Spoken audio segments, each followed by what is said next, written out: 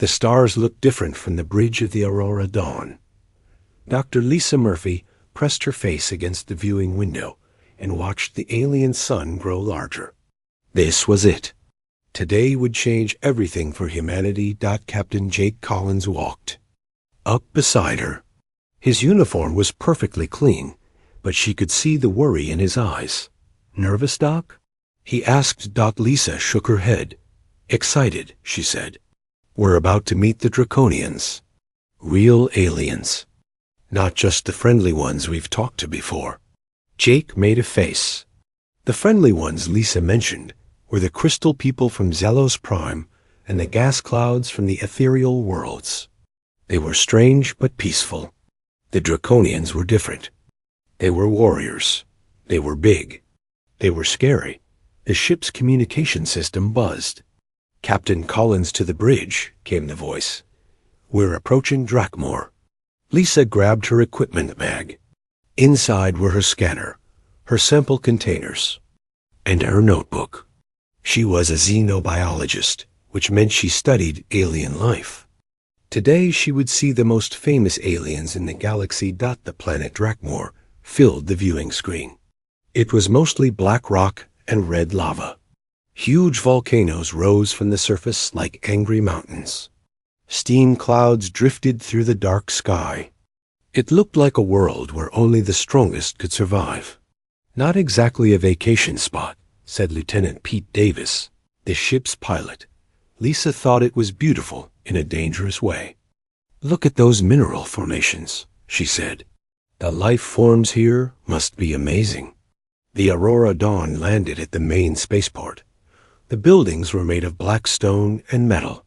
Everything was built big, much bigger than human size. Lisa had to crane her neck to see the tops of the doorways. Captain Collins gathered his team. Besides Lisa, there was Lieutenant Davis, Communications Officer Nancy Brooks, and Security Chief Bill Harper. 5 humans about to meet with the most powerful warrior race in the galaxy. "Remember," Jake said, "we follow protocol. We speak only when spoken to. We show respect. We don't touch anything." He looked directly at Lisa. "Especially you, Doc. I know you like to examine things, but today we just observe." Lisa nodded, but her scientist mind was already racing. She wanted to see everything, learn everything, understand everything. They walked through the spaceport. Other alien species were there, too. The tall, thin Zelons with their crystal skin caught the light and threw rainbows on the walls. The ethereals floated in their containment suits like colored smoke. All of them seemed nervous. A Zelen ambassador approached them. His name was Crystalline Song of Morning, but the humans called him Crystal for short. "Humans," he said in his musical voice, "you should know that the Draconians are not like other Federation members. They value strength above all else. They see smaller beings as either servants or food." Lisa frowned. "Food? Not literally," Crystal said quickly. "But they do not respect weakness. Your species is new. You are small. You must be very careful." Security Chief Harper put his hand near his weapon. "We can handle ourselves." Crystal's skin flickered with worried colors. "Your weapons would be like insect stings to them. The Draconians are 12 feet tall and covered in armor-like scales. Their breath can melt metal. Please be cautious." They continued through the spaceport until they reached the Grand Hall of Scales. Lisa had seen pictures, but the real thing took her breath away. The ceiling was so high, it disappeared in shadows. The walls were carved from black volcanic rock and covered with strange writing. Huge pillars held up the roof, each one thick enough to hide a small building. And then she saw them. The Draconians. They were even more impressive than the stories said. The smallest one was twice as tall as Captain Collins. Their scales were like metal armor, colored in deep greens and blues and silvers. Their eyes glowed like gems. When they moved, she could hear the sound of their claws clicking on the stone floor. At the far end of the hall sat the biggest one of all. This had to be Supreme Commander Vorthik. His scales were silver like moonlight, and his eyes were gold, like fire. When he looked at the human delegation, Lisa felt like a mouse being watched by a hawk. "The humans arrive," Vorthik said. His voice was deep and rumbling, like distant thunder. "How small they are. How weak they look." The other aliens in the hall shifted nervously. Lisa could see Federation representatives from a dozen worlds, all of them much larger than humans. Even they seemed afraid of the DRACONIANS. Captain Collins stepped forward and gave a formal bow. "Supreme Commander Vorthik, I am Captain Jake Collins of the human vessel Aurora Dawn. We come in peace and friendship, seeking to join the Galactic Federation." Vorthik tilted his huge head. "Peace and friendship," he repeated, like the words tasted strange. "Tell me, small human, what can your species offer the Federation? What strength do you bring?" Jake had prepared for this question. "We offer our technology, our knowledge, our willingness to learn and grow." "Technology." Vorthik made a sound like a snort. "The Zelons have technology. Knowledge? The ethereals have lived for 10,000 years. What makes you special?" Lisa watched the conversation with growing fascination. But she was also watching everything else, the way the Draconians moved, the carvings on the walls, the strange architecture, and something else, something small and quick that caught her eye. Near the feet of the great dragons, tiny creatures scurried back and forth. They were no bigger than her thumb, with delicate wings and scales that sparkled like jewels.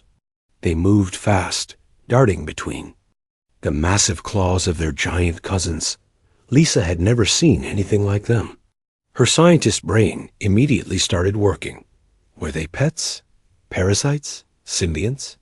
She wanted to get closer, to study them, to understand what they were. Captain Collins was still trying to answer Vorthik's questions, but Lisa could tell it wasn't going well. The Supreme Commander looked bored. The other Draconians seemed ready to dismiss the humans entirely. "We may be small," Jake said, "but we have courage. We have determination. We don't give up easily." Vorthik's golden eyes narrowed. "Courage? We shall see about that, little human. We shall see." The formal ceremonies continued, but Lisa barely paid attention. She was watching the tiny creatures. They were beautiful and graceful, flying in patterns that seemed almost like a dance. One of them had a torn wing and was limping along the floor instead of flying. Lisa's heart went out to the little injured creature. It reminded her of the baby birds she used to rescue as a child. She wanted to help it, to fix its wing, to make it better. She had no idea that this simple desire would change the course of human history. The formal negotiations began badly. Supreme Commander Vorthik sat on his massive throne like a mountain of silver scales and barely looked at the human delegation. When he did speak, his words were sharp and cutting. "The Federation has grown." "Soft," he rumbled, his voice echoing through the great hall. "First the crystal singers, then the gas clouds, now these tiny pink creatures. What next? Will we invite insects to join our councils?" Captain Collins tried to stay diplomatic. "Supreme Commander, we may be physically smaller than your people, but we have qualities that could benefit the Federation. Our adaptability, our innovation, our ability to solve problems." Vorthik's laugh was like rocks grinding together. Adaptability? Innovation? Pretty words for weakness. The galaxy is dangerous, human. It has no place for the weak. Lisa watched the conversation while keeping one eye on the tiny creatures near the Draconians' feet. She counted at least a dozen of them, maybe more. They seemed to live alongside the giant dragons, scurrying around their claws like they belonged. There, the injured one she had noticed earlier was still struggling. Its wing dragged behind it as it tried to keep up with the others. None of the Draconians seemed to notice or care. The Zellan ambassador, Crystal, stepped forward to support the humans. Supreme Commander, perhaps we should not judge by size alone. The humans have shown remarkable progress in the short time since their first contact with galactic civilization. Progress, Vorthik spat. They have learned to copy our technology. They have learned to speak our languages. But have they learned to be strong? Have they learned what it means to face real danger? Lisa's attention was pulled back to the conversation. Security Chief Harper was getting angry. She could see the tension in his shoulders, the way his hand kept moving toward his weapon. This was exactly what Crystal had warned them about. With respect, Supreme Commander, Harper said, his voice tight, humans have faced plenty of danger. We've survived wars, natural disasters, diseases that wiped out millions. We're tougher than we look. The temperature in the hall seemed to drop. Every Draconian present turned to stare at Harper. Their eyes glowed brighter, and Lisa could smell something like sulfur in the air. Are you challenging me, little warrior? Vorthik asked, rising from his throne. Standing at full height, he was nearly 15 feet tall. His claws extended, each one longer than Harper's hand. Captain Collins quickly stepped between them. No. Challenge intended, Supreme Commander. My security chief simply wishes to point out that humans have overcome many obstacles in our history. Obstacles, Vorthik repeated mockingly. Fighting your own kind over scraps of dirt and metal. Surviving diseases that any civilized species conquered millennia ago. You call this strength? The ethereal ambassador, a swirling cloud of blue and gold gas, spoke in harmonics that translated his worry. Perhaps we should take a recess, allow tempers to cool. But Vorthik was just getting started. No, let us continue. I want to understand what makes these humans think they deserve a place among us. Tell me, Captain Collins, what is the strongest creature on your world? Jake thought for a moment. Probably the blue whale. It can weigh over 200 tons. 200 tons, Vorthik nodded thoughtfully. And could you kill this blue whale with your bare hands? Of course not. No human could. Interesting. On Drakmor, our children hunt creatures 3 times that size for sport. They do it with nothing but their claws and their breath. This is how we teach them to be strong. Lisa was still watching the tiny creatures when suddenly one of them darted across the ceremonial table in the center of the hall. It was the injured one, and it was clearly in distress. Its wing was torn worse than she had thought, and it was making high-pitched chirping sounds that reminded her of a bird in pain. The massive Draconians immediately pulled back from the table like the small creature was diseased. Some of them made disgusted sounds. Others looked angry. Remove that pest, ordered Vorthik. It disturbs the ceremony. But no one moved to help the little creature. It continued to struggle on the smooth table surface, unable to fly, unable to climb down. Its chirping grew more desperate. Lisa couldn't stand it anymore. Her scientist training, her natural compassion, and her simple human instinct to help something in pain all combined in that moment. Without thinking about protocol, without considering the diplomatic consequences, she stepped forward. Wait, she said, reaching for the tiny creature. The entire hall fell silent. Every eye turned to watch her as she gently scooped up the small being in her cupped palms. It was even tinier than she had thought, no bigger than a mouse, with scales that felt warm and smooth. It stopped chirping immediately and looked up at her with eyes like tiny jewels. Oh, you poor little animal, Lisa said softly, her voice carrying in the deadly quiet hall. You're hurt, aren't you? Don't worry, I won't let anyone hurt you. The silence stretched on and on. Captain Collins stared at her in horror. Communications Officer Brooks looked like she might faint. Security Chief Harper slowly reached for his weapon, knowing it would be useless, but unable to stop himself. The alien ambassadors from other Worlds watched in fascination and terror. The Zelen crystal skin flickered through every color of alarm. The ethereal began to swirl faster, a sign of extreme agitation. Supreme Commander Vorthik rose to his full height again. His golden eyes focused on Lisa with an intensity that should have turned her to ash. Steam began to rise from his nostrils. The temperature in the hall climbed noticeably. "Human female," he said, each word spoken slowly and with deadly precision.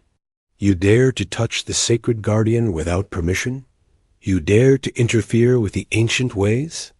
Lisa looked up at him, still cradling the tiny creature. "For thee." First time, she seemed to realize what she had done. The color drained from her face, but she didn't let go of the small being. "Sacred guardian?" she asked, her voice smaller now but still steady. "I'm sorry, I didn't know. But this little one is injured. Look, his wing membrane is torn. He needs help." The other draconians in the hall began to move closer. Lisa could hear the sound of their claws on stone, could feel the heat radiating from their bodies. Captain Collins tried to step forward, but two massive guards blocked his path. "The sacred guardians choose who may touch them," Vorthik continued, his voice now carrying a strange undertone that Lisa couldn't identify. "In 3,000 cycles of our civilization, no outsider has ever been accepted by one of the sacred ones. No alien has ever been deemed worthy." Lisa looked down at the tiny creature in her hands. It had settled comfortably against her paw and was looking up at her with what seemed like trust. One tiny claw gently gripped her finger. "I don't understand," she said, "but I can see that he's hurt. Doesn't anyone care about that?" Vorthik stepped closer, his massive form looming over her like a living mountain. His head lowered until his golden eyes were level with hers. She could smell his breath, hot and metallic. She could see the razor-sharp teeth in his slightly open mouth. "The sacred guardians are not mere animals, human," he said. "They are the living memories of our people. They carry the souls of our ancestors. They are beyond precious to us." Lisa's eyes widened as understanding began to dawn. "The souls of your ancestors? But then why isn't anyone helping this one? If they're so important to you, why are you just letting him suffer?" For a moment, something flickered in Vorthik's golden eyes. Something that might have been surprise or confusion, or perhaps the beginning of understanding. The tension in the hall was thick enough to cut. Every being present knew they were witnessing something that would either end in disaster or change everything forever. And Lisa, still holding the tiny sacred guardian, still focused on its torn wing, had no idea that the fate of humanity in the galaxy now rested in her gentle hands. Supreme Commander Vorthik's jaw opened wide, revealing rows of teeth like crystal daggers. Each tooth was longer than Lisa's hand and sharp enough to cut through steel. Heat rose from his throat in visible waves, making the air shimmer like water. Massive Draconian stepped even closer, his golden eyes locked on Lisa. She should have been terrified. Every instinct should have told her to run, to drop the tiny creature and flee. Instead, she found herself studying Vorthik's open mouth with scientific curiosity. "You claim the sacred guardian is injured," Vorthik rumbled, steam pouring from between his teeth. "You, an outsider, presume to know more about our sacred beings than we do." Captain Collins finally managed to push past the guards. "Dr. Murphy, step back. That's an order." But Lisa wasn't listening. She was looking past those terrible teeth into the depths of Vorthik's throat. There, nestled in a small pouch just behind his fangs, she could see something that made her heart race with excitement. "You do care," she whispered, so softly that only Vorthik could hear her. "You have healing medicine right there in your mouth. That's why you're not helping him yourself. He has to choose to be helped, doesn't he?" Vorthik's eyes widened slightly. "For 3,000 years, No outsider had understood the sacred bond between Draconians and their guardians. The tiny beings were not pets or servants. They were partners, companions, living links to the ancestors. And they could only be helped by those they trusted completely. The sacred guardian in Lisa's hands chirped softly and nudged her palm with its tiny head. It was trying to tell her something.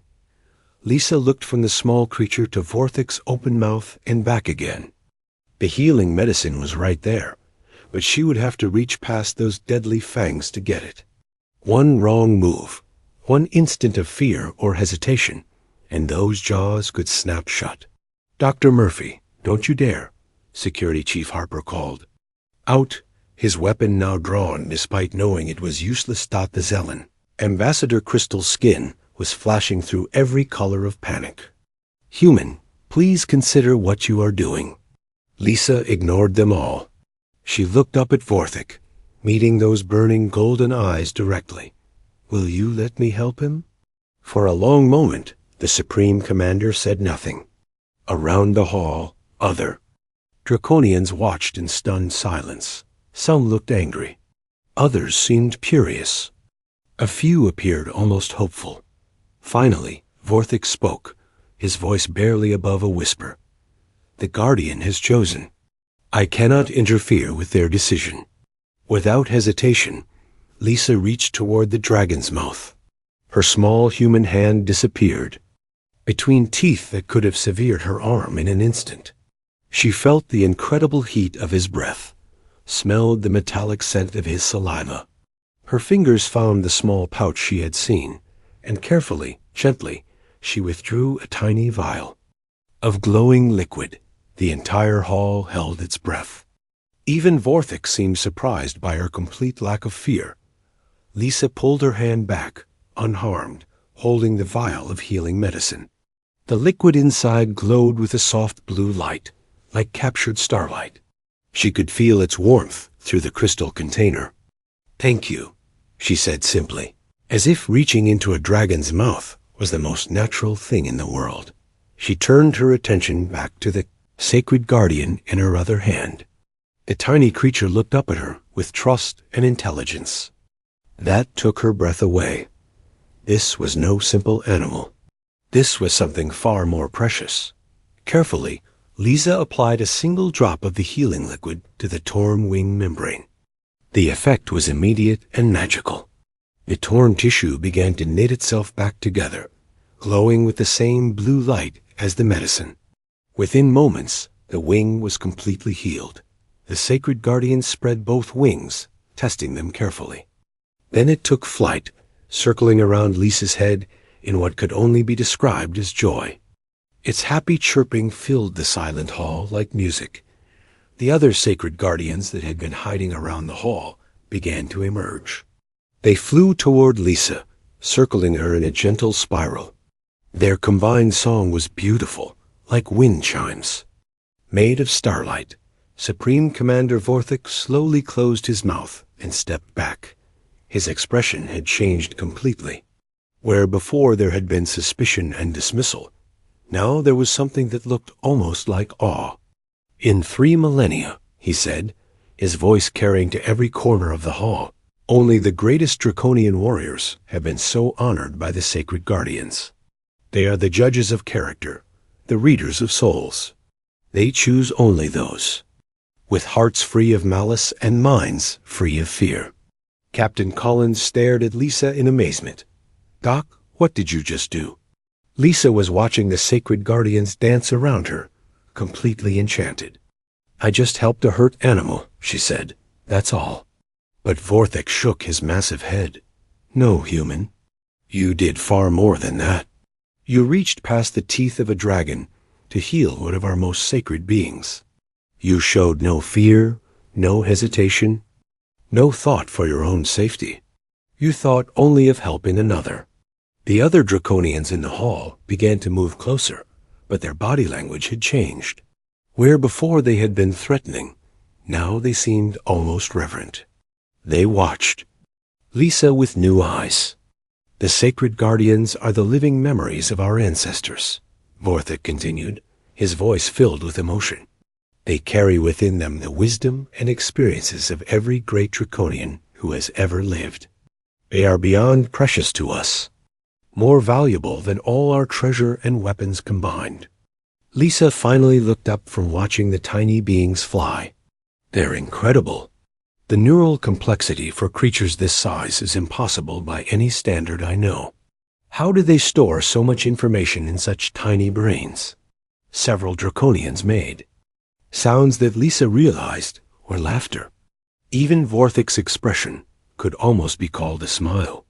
They do not store the memories in their minds, curious human.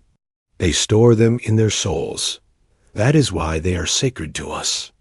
And that is why their judgment cannot be questioned. The sacred guardian that Lisa had healed landed gently on her shoulder.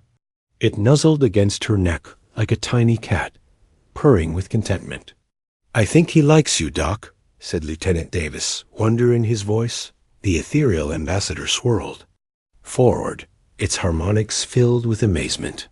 "In all my years of galactic diplomacy, I have never seen anything like this.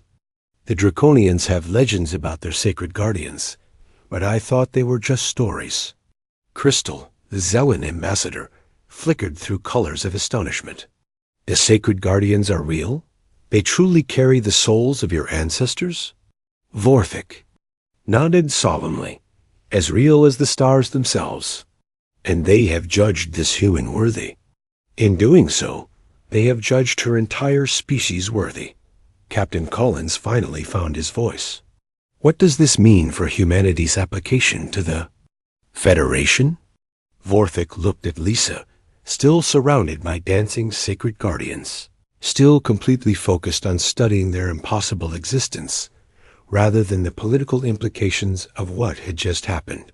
"It means," the Supreme Commander said, "that we have much to discuss, and much to learn from each other." Lisa looked up, finally seeming to realize that everyone was staring at her. "Did I do something wrong?" "I just wanted to help the little one." Vorthic's deep laugh filled the hall. "Wrong? No, small human. You have done something that will echo through the stars for generations to come." The sacred guardian perched on Lisa's shoulder, chirped happily, and began to glow with a soft, warm light. The other tiny beings continued their graceful dance around her, their combined songs creating a melody that seemed to touch something deep. In everyone's hearts, Supreme Commander Vorthic watched this display with growing amazement. Around the hall, other Draconians were slowly dropping to one knee, their massive forms bowing in reverence. Even the alien ambassadors from other worlds stood transfixed by what they were witnessing. The sacred guardians have not sung the song of acceptance for over 1,000 years, Vorthic said, his voice filled with wonder. Not since the great warrior Zarathek proved his worth by saving an entire clutch of guardians from a volcanic eruption. Lisa gently stroked the tiny creature on her shoulder with one finger. "They're singing for me? But I just did what anyone would do. I helped someone who was hurt." "Anyone would do?" Vorthic repeated, his golden eyes studying her carefully. "Human.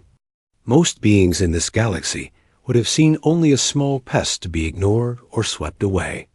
You saw a living being in need of help." Captain Collins was beginning to understand the significance of what had happened. "Dr. Murphy, I think you might have just changed everything for our species." The Zellan ambassador Crystal approached cautiously, his crystalline form flickering with colors of curiosity and respect. "Dr. Murphy, may I ask what you observed when you looked at the sacred guardian? What did you see that others might miss?" Lisa's eyes lit up with scientific enthusiasm. "Oh, so many things. First, the bone structure is completely unique. The wing membranes are incredibly thin, but stronger than they should be. The scales aren't just for protection, they're sensory organs. And the eyes. The eyes show an intelligence that's almost impossible for a creature this size." She paused, gently lifting the guardian from her shoulder to examine it more closely. "But the most amazing thing is the neural pathways. I can see them glowing slightly through the translucent scales. The brain is tiny, but it's connected to something else, something larger. Vorthik stepped closer, his massive form no longer seeming threatening. What do you mean, connected to something larger? I think they're networked, Lisa said, her voice growing excited, like computers linked together. Each guardian is an individual, but they're also part of something greater. A collective consciousness, maybe? The hall fell silent as the implications of her words sank in. Vorthik stared at her with something approaching reverence. In 3,000 years, he said slowly, no one has understood the true nature of the sacred guardians so quickly. Yes, human. They are connected. Each guardian carries a piece of our ancestral memory, but together they form the complete history of our people. They are our living library, our eternal record. Lisa's eyes widened as understanding dawned. That's why they're so precious to you. They're not just carrying memories. They're your entire cultural heritage. Your history, your wisdom, your very identity as a species. Exactly, Vorthik rumbled. And they choose who is worthy to carry that knowledge. They choose who can be trusted with the most sacred aspects of our civilization. The sacred guardian in Lisa's hands began to glow brighter. Suddenly, images flashed through her mind. Visions of ancient Drakmor, of great battles fought among the stars, of scientific discoveries that changed the galaxy, of art and music, and poetry that transcended species.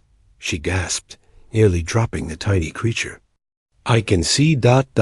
I can see your history. The Guardian is sharing memories with me.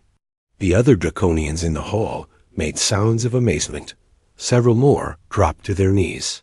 Even their own sacred guardians rarely shared memories so freely. What?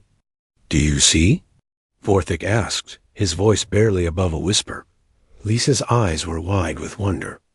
I see the first Draconians discovering fire. I see them building their first cities in the crater of a volcano. I see them reaching for the stars, driven by curiosity and courage. I see battles fought not for conquest, but to protect those who couldn't protect themselves. She looked up at Vorthik with new understanding. You're not just warriors, you're guardians. Your entire culture is built around protecting others, isn't it? Vorthik nodded slowly. The strong exist to protect the weak. The brave exist to defend. The frightened. The wise exist to guide the lost. This is the foundation of all Draconian society. The ethereal ambassador swirled closer, its harmonics filled with amazement. This changes everything we thought we knew about your people, Supreme Commander. The galaxy sees you as conquerors, as threats to be feared.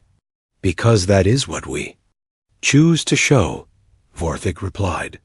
It is easier to protect the galaxy if potential threats fear us. But protection requires wisdom.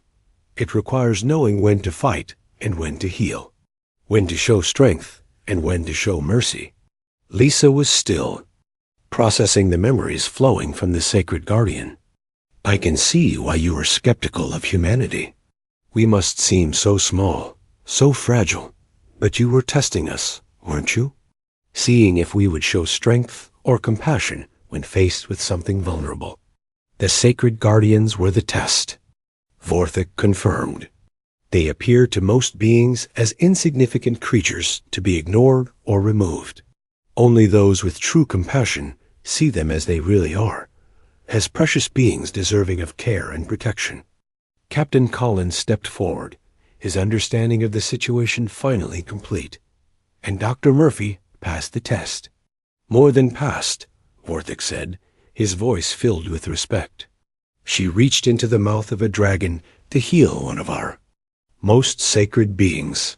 She showed no fear, no hesitation, no thought for her own safety. She acted purely from compassion. The sacred guardian on Lisa's shoulder began to sing again, its voice joined by all the others in the hall.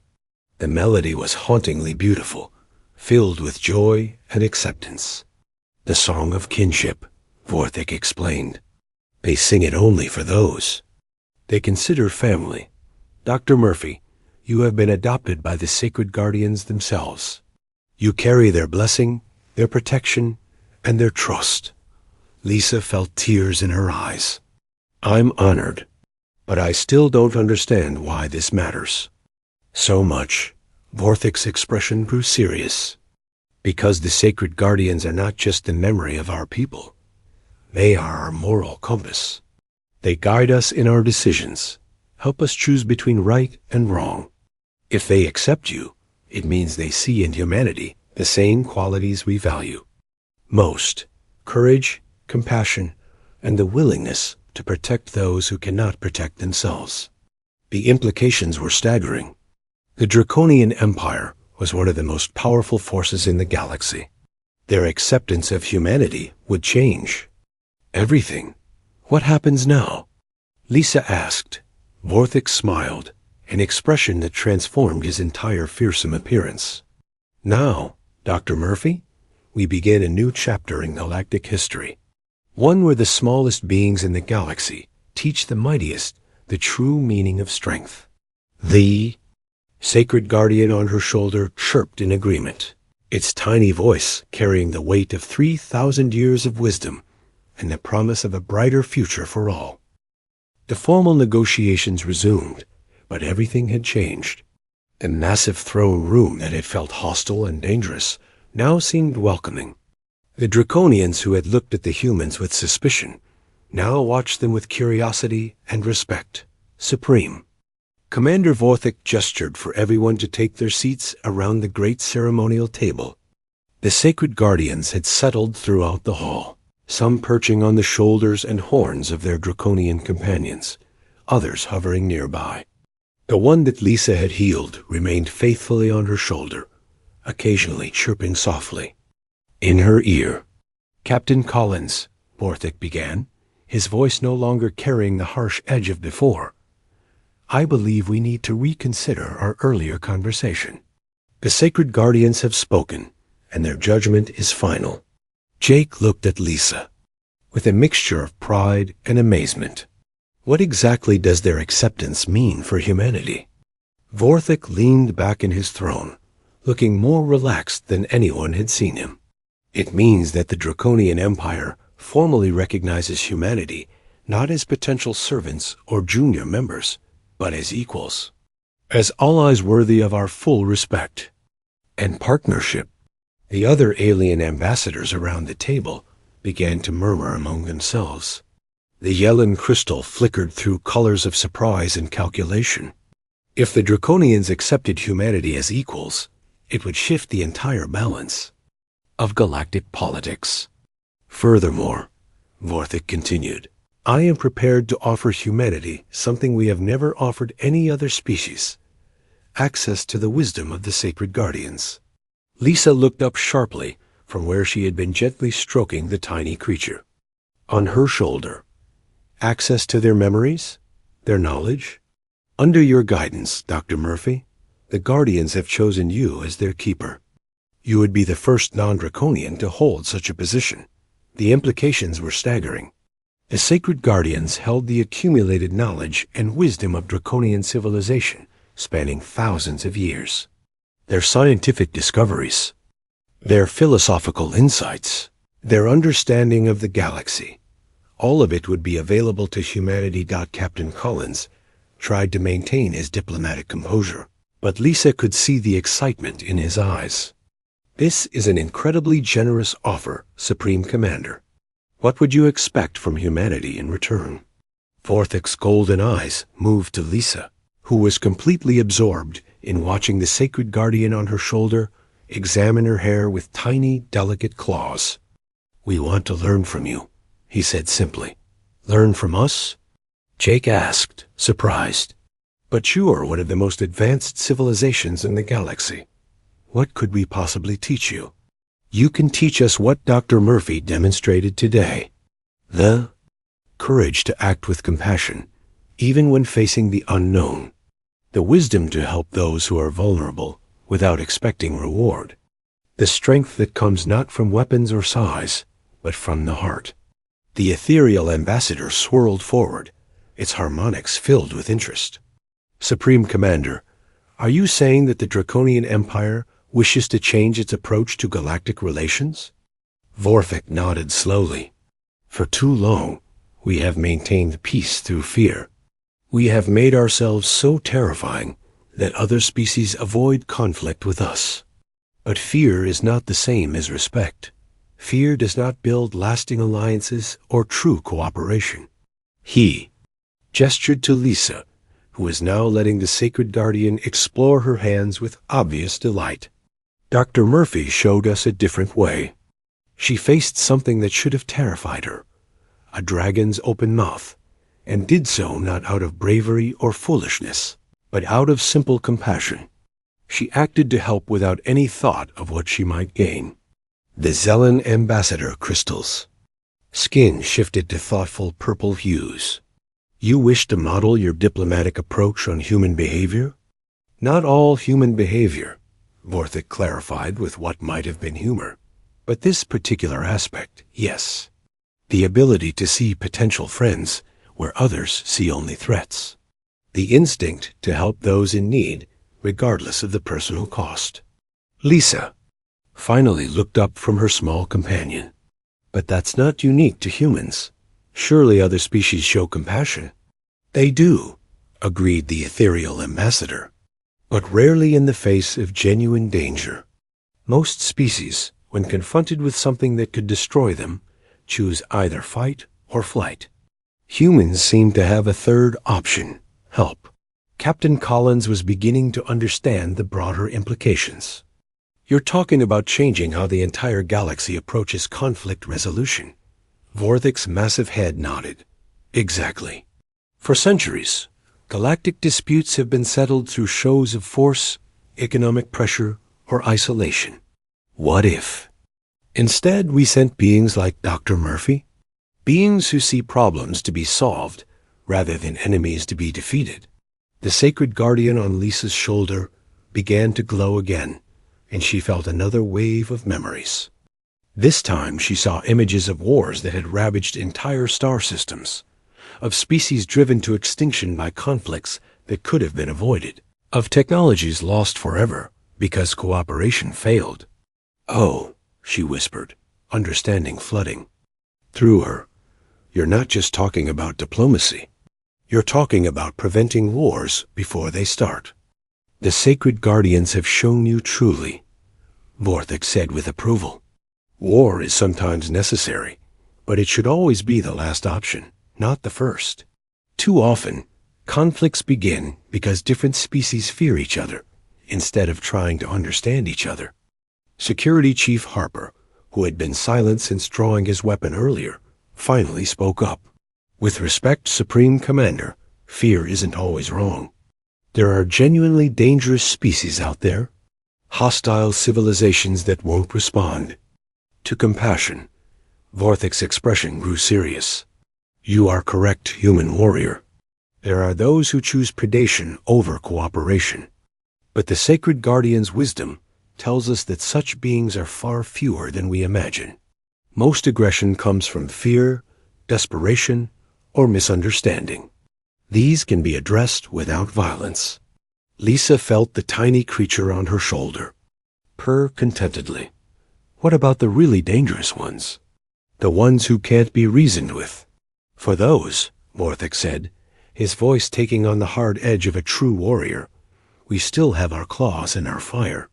The Draconian military remains, the strongest in the galaxy. But strength used to protect is different from strength used to intimidate. The formal negotiations continued for hours, but the outcome was never in doubt.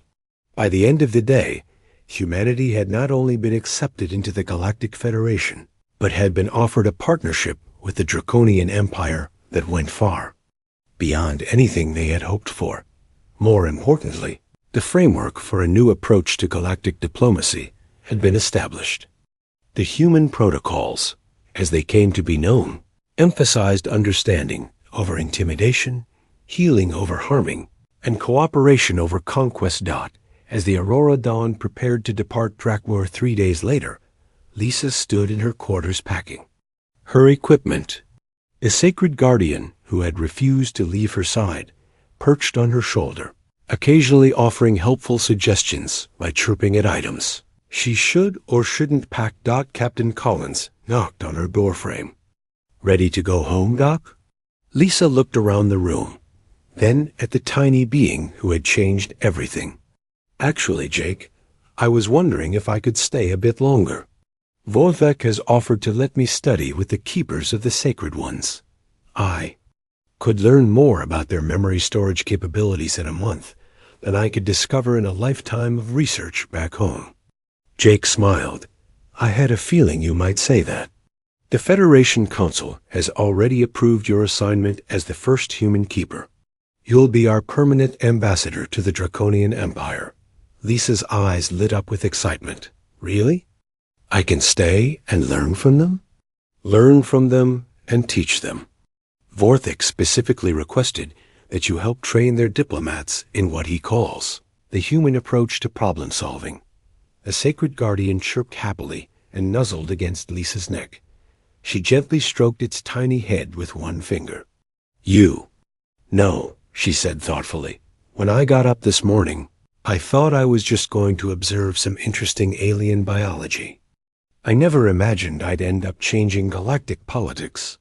Jake laughed. "That's what makes you perfect for this job, Doc. You don't see political implications or military threats.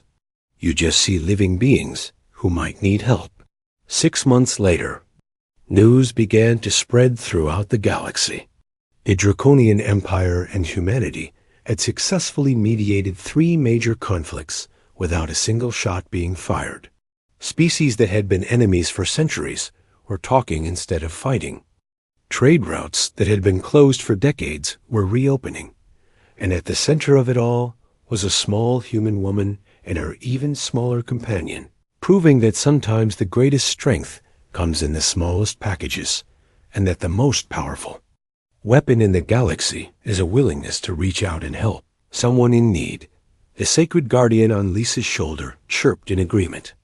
In its tiny voice was the wisdom of ages, and in its trust was the promise of a better future for all the children of the stars.